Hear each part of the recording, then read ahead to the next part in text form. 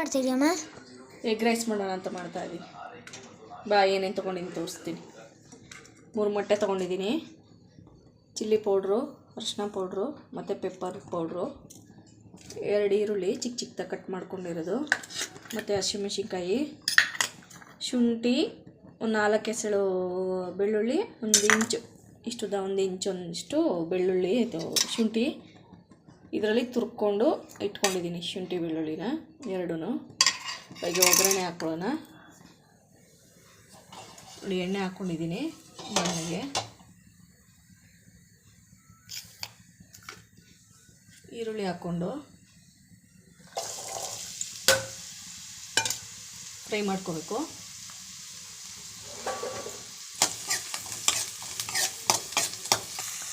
ನೋಡಿ, ಇವಾಗ ಸ್ವಲ್ಪ ಫ್ರೈ ಆಗಿದೆ ಈರುಳ್ಳಿ. ಈಗ ಹಸಿಮೆಣ್ಸಿನ್ಕಾಯಿ ಹಾಕ್ಕೊತಾ ಇದ್ದೀನಿ, ಕಟ್ ಮಾಡಿ ಇಟ್ಕೊಂಡಿದ್ದು. ಇದು 1-2 ಸೆಕೆಂಡು ಫ್ರೈ ಆದಮೇಲೆ ಶುಂಠಿ ಬೆಳ್ಳುಳ್ಳಿ 2 ಇದು ಹಾಕ್ಕೊಂಡಿದ್ದೆಲ್ಲ ಪೇಸ್ಟ್ ಇಲ್ಲ, ಏನು ಹಂಗೆ ತುರಿದು ಹಾಕ್ಕೊಂಡಿದ್ದು.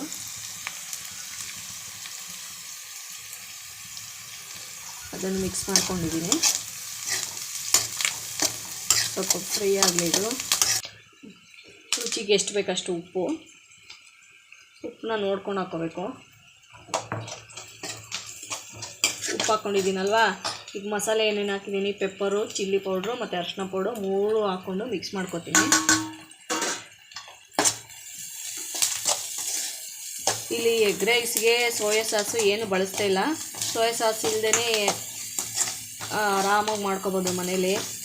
2 ಮೊಟ್ಟೆ ಇದ್ದರೆ, ಅನ್ನ ಇದ್ದರೆ, ಇಲ್ಲ ಬಿಸಿ ಅನ್ನ ಮಾಡಿಬಿಟ್ಟು ಆದರೂ ಮಾಡ್ಕೊಬೋದು. ನೋಡಿ, ಇವಾಗ ಮೊಟ್ಟೆ ಹೊಡೆದಾಕ್ತೀನಿ.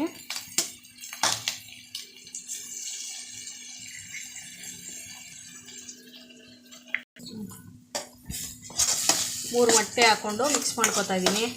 ಅನ್ನ ಇದೆಯೋ ಏನೋ ಬರೀ ಅನ್ನ ಸಾರು ತಿನ್ನೋದು ಅನ್ನಂಗೆ ಆರಾಮಾಗಿ 2 ಮೊಟ್ಟೆ ಇದ್ದರೆ ಆರಾಮಾಗಿ ಮಾಡ್ಕೊಬೋದು ಮನೇಲೇ. ಈಸಿಯಾಗಿ ಇರುತ್ತೆ ಮಾಡ್ಕೊಳ್ಳೋಕ್ಕೆ. ಇವಾಗ ಅನ್ನ ಹಾಕ್ಕೊಂಡು ಮಿಕ್ಸ್ ಮಾಡ್ಕೊಳ್ಳೋದು. ನಾನು ಮಧ್ಯಾಹ್ನದ ಅನ್ನ ಇತ್ತು, ಅನ್ನ ಸಾರು ಯಾರು ತಿಂತಾರೆ ಅಂತ ಮೊಟ್ಟೆ ಇತ್ತು, ಹಾಗಾಗಿ ಎಗ್ ರೈಸ್ ಮಾಡ್ಕೊತಾ ಇದ್ದೀನಿ. ನಾನು ಯಾವಾಗಲೂ ಇದೇ ಥರ ಮಾಡೋದು. ತುಂಬ ಚೆನ್ನಾಗಿರುತ್ತೆ, ಟೇಸ್ಟು ಅಷ್ಟೇ ಚೆನ್ನಾಗಿರುತ್ತೆ. ನನ್ನ ಮಕ್ಳಿಗಂತೂ ತುಂಬ ಇಷ್ಟ. ಅದಕ್ಕೆ ನಾನು ಮೊಟ್ಟೆ ಇದ್ದರೆ, ಅನ್ನ ಇದ್ದರೆ, ಈಗ ಬಿಸಿ ಅನ್ನ ಮಾಡ್ಕೊಂಡು ತಿಂತೀನಿ ಯಾವಾಗೂ ಮನೇಲೇ. ಎಲ್ಲ ಮಿಕ್ಸ್ ಮಾಡ್ಕೊತಾ ಇದ್ದೀನಿ. ಇವಾಗ ಮಿಕ್ಸ್ ಮಾಡ್ಕೋಬೇಕಾದ್ರೇ ಸ್ವಲ್ಪ ಕೊತ್ತಂಬರಿ ಸೊಪ್ಪು,